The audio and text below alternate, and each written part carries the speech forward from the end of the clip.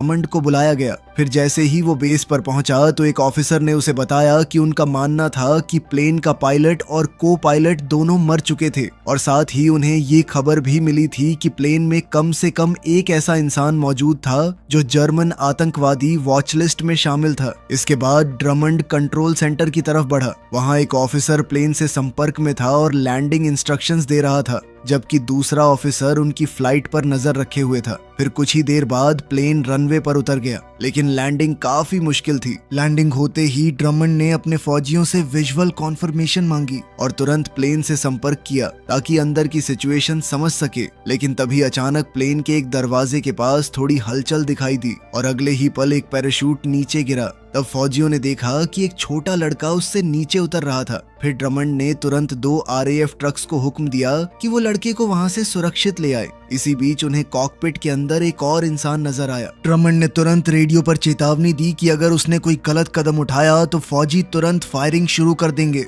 फिर उसने उस आदमी को पायलट सीट पर बैठने और धीरे धीरे अपने हाथ ऊपर करने को कहा, लेकिन उस आदमी ने बस इतना कहा कि उसे प्लेन से बाहर आने दिया जाए ताकि वो सब कुछ समझा सके। वो बार बार दावा कर रहा था कि वो आतंकवादी नहीं था। फिर कुछ देर बाद ड्रमंड ने अपनी ट्रांसलेटर को उस लड़के से बात करने भेजा। उस लड़के का नाम टॉम था और उस वक्त डॉक्टर्स उसका चेकअप कर रहे थे, लेकिन ट्रांसलेटर को उससे कुछ खास पता नहीं चला क्योंकि टॉम पूरी तरह शॉक में था। फिर हम एक दिन पहले की कहानी देखते हैं। एक होटल कमरे में टॉम की माँ सोफी बाथरूम में फ्लाइट के लिए तैयार हो रही थी। थोड़ी देर बाद उसने